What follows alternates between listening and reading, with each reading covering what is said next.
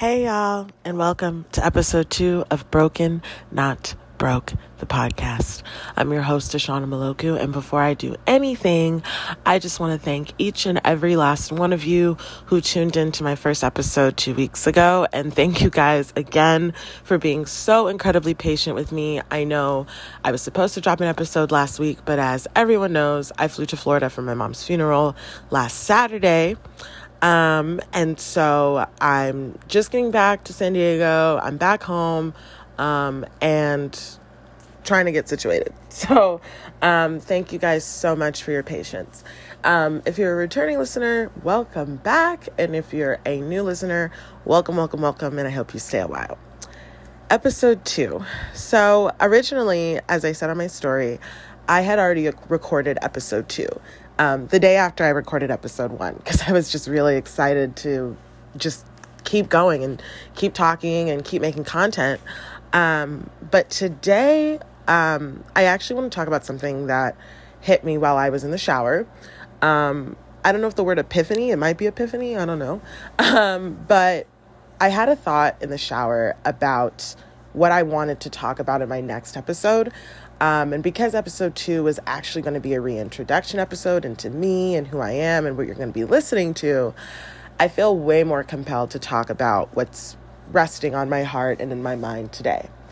And that is this topic of unconditional love versus unconditional suffering. Before I get into this topic, I just want to remind you all that I am not a therapist. I'm not a life coach. I'm not a relationship therapist or relationship expert. I don't have a degree in any of that shit. This is strictly from my lived experience and from my point of view and what I know to be true. It's my truth. It's not something that is synonymous with everyone. And so I just want to remind you guys of that this is strictly from my lived experience. I don't know if the word or the term unconditional suffering has been coined yet. But if it has, thank you to whoever created that term. But I today was thinking about my experience with unconditional love and unconditional suffering. And actually, when I realized that the unconditional love that I was supposedly supposed to give and was supposed to receive was actually unconditional suffering, and not unconditional love. So just jumping into that, I don't want to make this podcast, this show, this series based off of my past relationship. Because I am not the same woman that I was in that relationship, and walking forward and going forward is all about healing and not going back into the person that I was at that time. However, for the sake of this story or for the sake of this episode and a couple episodes, probably more than a couple, to be honest, going forward, I will be drawing from that experience, with my last relationship. So jumping into unconditional love versus unconditional suffering, my last relationship was my first relationship I'd ever had. I'd never had a boyfriend. I never had a stable relationship. And the reason I didn't was because I convinced myself at some point that, I'm just focused on school and I'm focused on, my future, which is true and it will always be true. And, it was true at the time, and still is.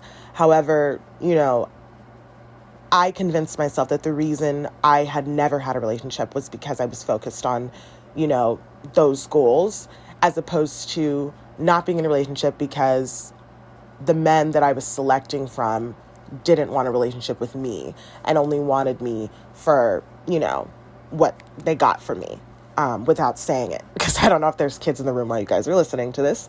But I convinced myself that because that was what those men were seeking from me, then I wasn't going to seek anything else from them.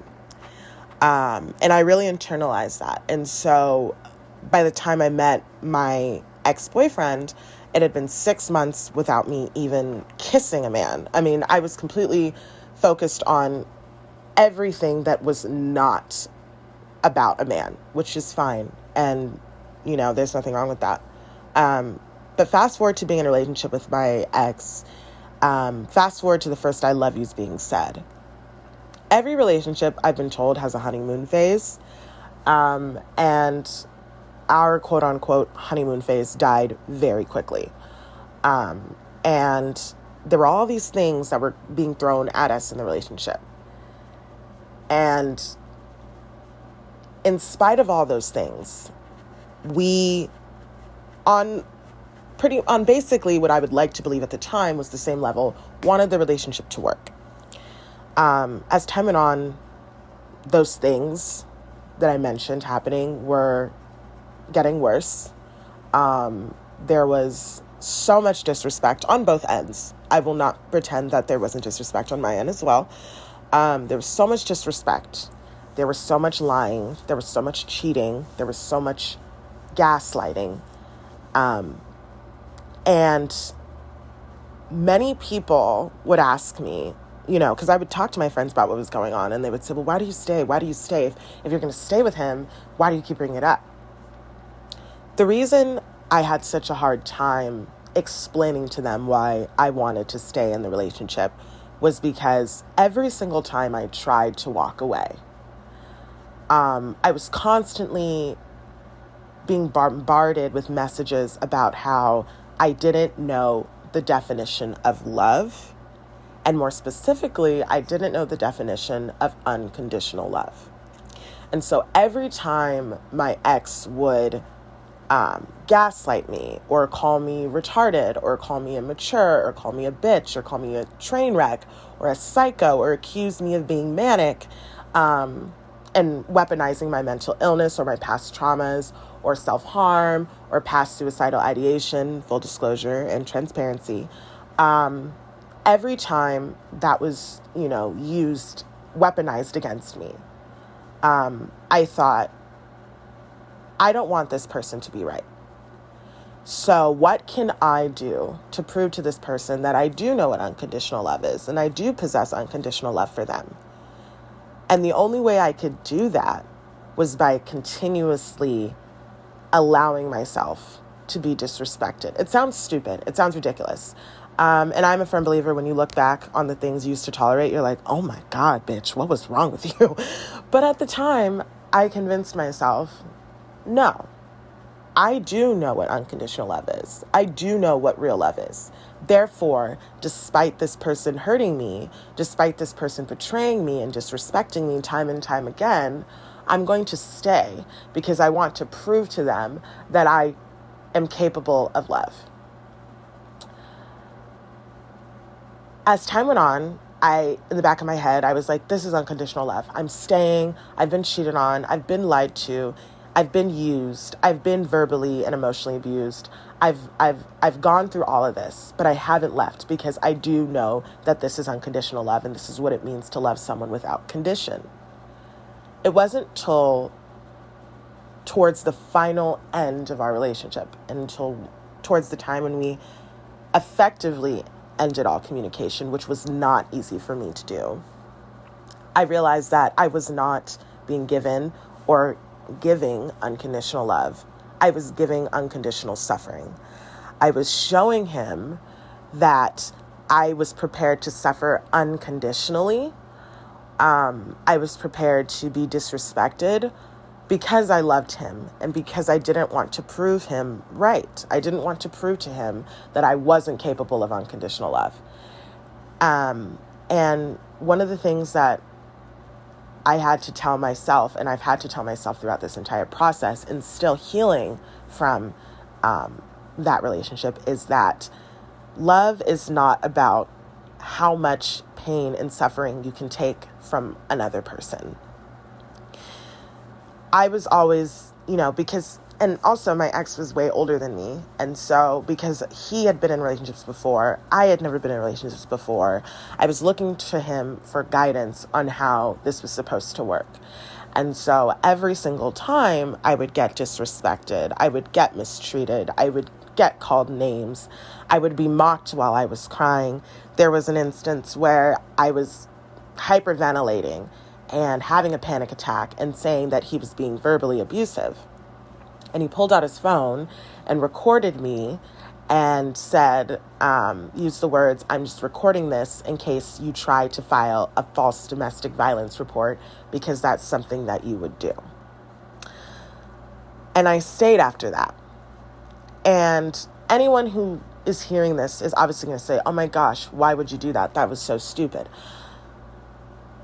But again, because I had never been in a relationship before, and I knew that what was happening wasn't right, but because I had never been in a relationship before, because I had never been loved in the way that he claimed to love me, because I had never given the type of love that I was giving to him or believed I was giving to him, I wanted to prove to him and myself that my love was so real, I was willing to suffer. And I live without regrets. I live without looking back and saying, "Oh, I shouldn't have done that."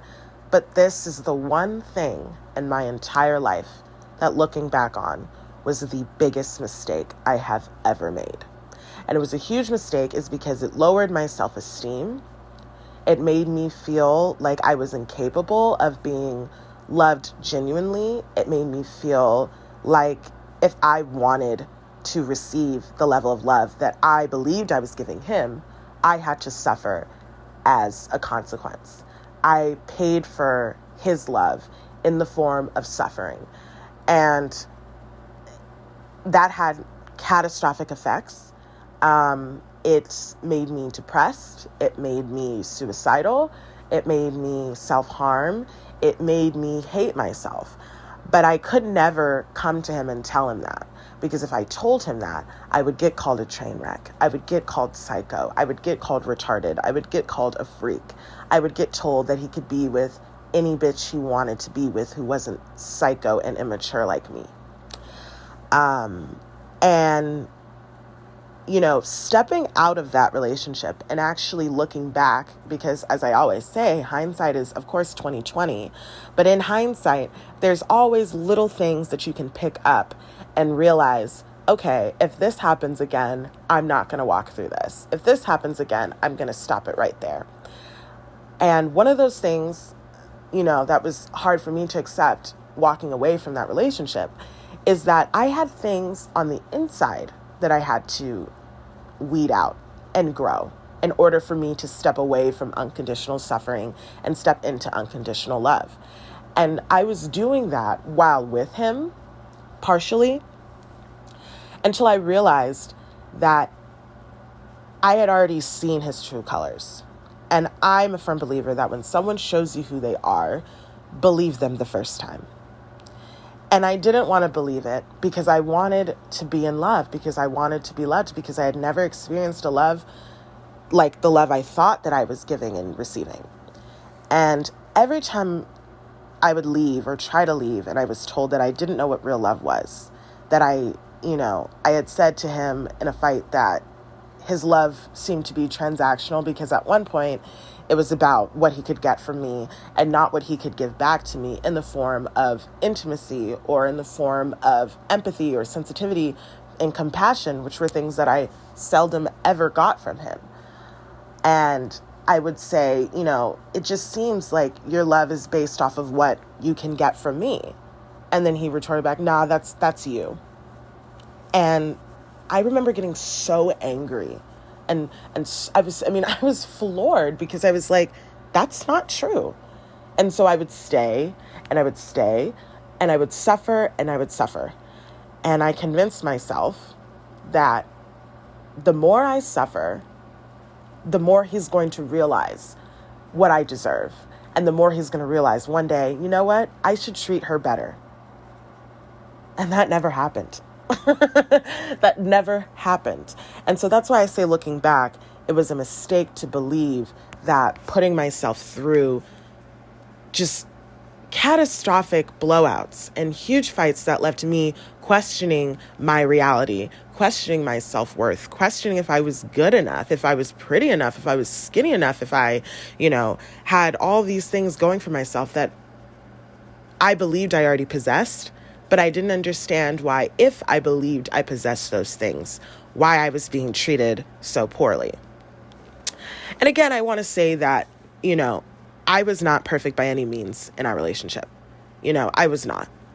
And I did a lot of things to him that did not display unconditional love on my part. They displayed unconditional suffering. But I will say that the caveat and the difference between he and I in that regard was that I would do anything I could to change the behavior. I would talk to my therapist about how do I stop lashing out and having these erratic mood swings and saying horrible things to the person I love. How do I learn to accept what he says is his truth and still hold my truth? And I worked on that throughout the relationship. And I was still suffering. And I was like, okay, well, I've worked on myself. I brought myself to the person that I want to be. I'm growing into the woman that I want to be for this man. Why am I still suffering?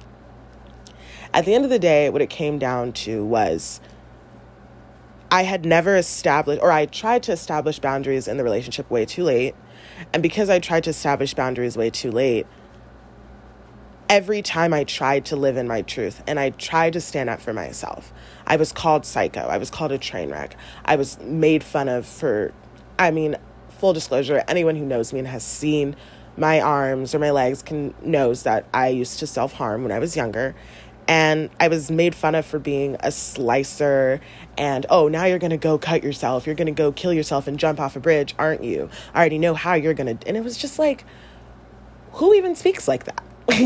But the moment I realized that I was actually really suffering was the moment that I realized that he didn't see verbal and emotional abuse as abusive, and therefore would say, at the end of making me cry, at the end of making me feel worthless, at the end of, telling me that he could be with any woman he wanted to be with and he didn't need to be with my immature psycho ass or whatever he said, he would always follow it up with, at least I don't hate you.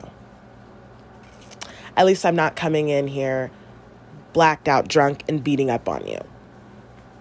And this was after over an hour of being verbally degraded and told to shut the fuck up when I tried to explain myself. That was the moment that I knew I was suffering. And unfortunately, in a relationship like mine, or any toxic relationship really, you can never just break up. You can never just have we're done. This is it. Get out of my face. We're done. You can never just have that. Because I was always being reeled back in based off of the belief that if I didn't take the suffering, I didn't really love him. And I was like, how else am I going to prove my love is real? I've stood by this man for everything. He's cheated on me. I've stayed. I've helped him financially. I've fed him. I've gotten his hair cut for him. I never wanted to see him go without. What else do I have to do to prove to him that I love him, that I love being with him? And the unfortunate thing is, the only way I could prove that was to suffer and to beg for apologies and beg for changed behavior and never receive it. And so unconditional suffering looks a lot like unconditional love. And again, this is my lived experience. Unconditional love looks a lot like unconditional suffering in a sense that it looks like, I love this person, therefore I'm accepting everything that they do, even if it hurts me, even if it comes as an expense to my mental and emotional health, even if it makes me lay awake at night and cry and hate myself and want to disappear.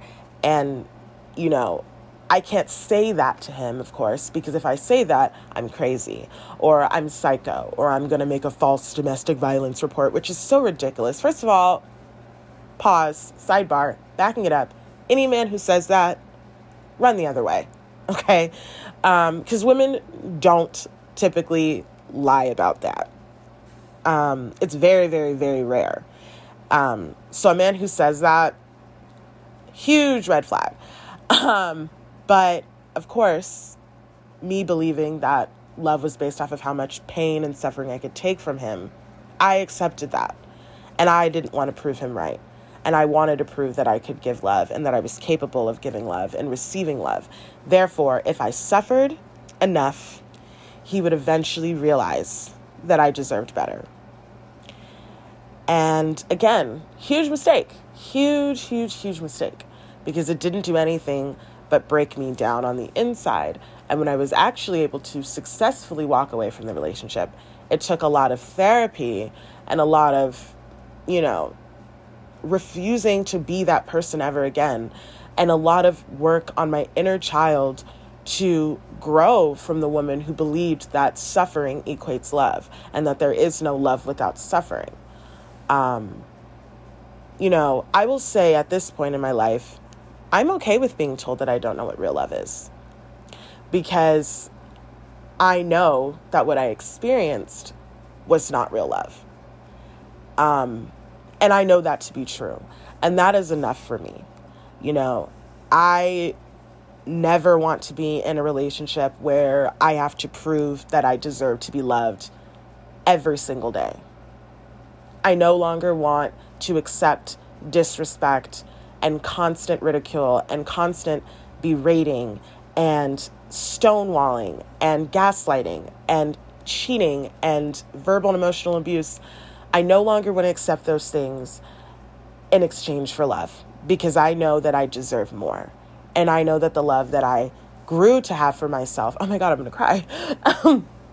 I know that the love that I grew to have for myself, walking away, is way bigger and way more important than the love that I was receiving when I was stuck there and when I was believing that if I didn't suffer, I did not really love him.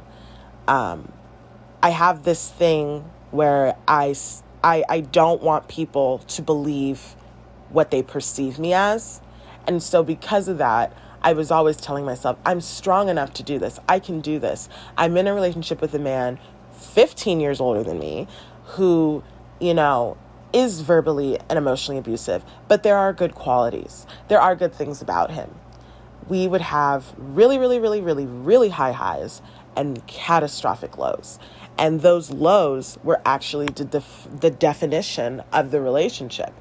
And I would do anything I could to get back to those highs. And that would mean settling for disrespect. It would mean crying and apologizing for feeling the way I did. It would be, he would tell me, I would try to explain myself through tears while hyperventilating. And he would say, just shut the fuck up. Why don't you just shut the fuck up and listen? Shut the fuck up and listen. You don't know what you're talking about. Shut the fuck up and listen. And I would sit there and I would cry. And I would just repeat over and over again, I'm sorry, I'm sorry, I'm sorry, I'm sorry, I won't do it again, I'm sorry, over and over again. And it brought me back to my broken inner child. Despite the fact that the name of this show is Broken, Not Broke. But it brought me back to that inner child that was so afraid of rejection and so afraid of doing something wrong and so afraid that if I didn't accept pain on behalf of someone I loved, then that meant that I didn't really love them, and it meant that they would stop loving me. And that was a huge fear. And so I'd sit there, and in these arguments, I'm being called names, and I'm covering my ears, and I'm rocking back and forth, and I'm apologizing. And then I'm getting mocked and called a psycho. And then I'm getting told, oh, you're going to go cut yourself, or you're going to go jump off a bridge, or you're going to go file a false domestic violence report. And I'm sitting there, and in my head, all I can think is, how am I going to get back to the highs of the highs that we have? This is on me to fix. I need to fix this. And so I would apologize, and I would cry, and I would scream, and I'd say, I'm so sorry. I'll never do it again. I'll never do it again. I'm sorry. I'm sorry. Please don't do this. Over and over again. That was the principle, the definition, the solid quote unquote ground my relationship was built off of.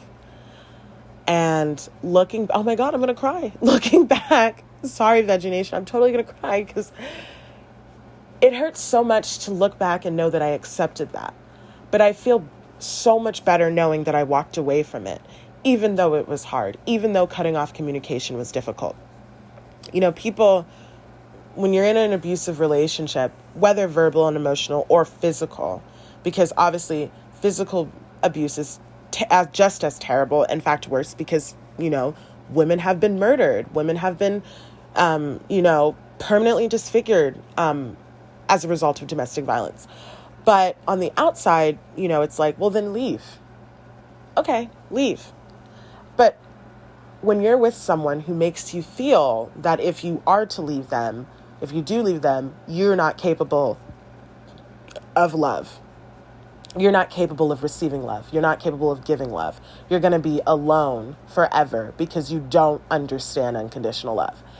And looking back, it's so easy to say, I won't accept that. But being in a relationship like that and growing into a woman who was so afraid of living in her truth and speaking her truth to her partner, I said, I have to stay. I can't walk away from this. This is the first relationship I've ever had. Maybe he's right. He's done this before. He's been in relationships before. I haven't. So I was constantly apologizing for the way I felt after being disrespected. I apologized every single time he would tell me to shut the fuck up and listen for a second. I would sit there, and if I would just cry or hiccup, shut the fuck up. Or if I would say, okay, shut the fuck up. Every single time I tried to say, okay, I get it. Okay, I'm sorry. If I sniffled, no, shut the fuck up and listen. Shut the fuck up. You don't know what you're talking about. Retard, idiot, freak, dummy, train wreck, all those things.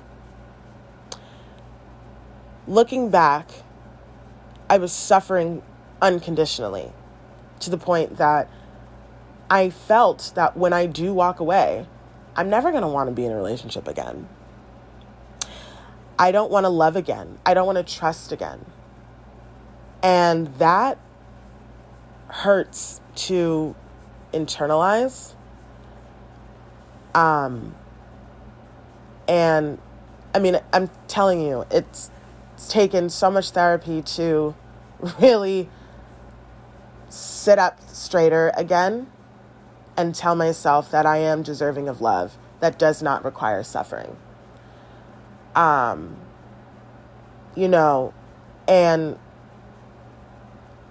every single time we would have a fight like that, which was very often, I would always bring up the things that I've done for him. Well, I've helped you with this. I've taken care of you. I've never let you starve. I've paid for everything that you've needed, that you've wanted. And he would always say, you're dangling this carrot over my head. You're dangling this carrot over my head.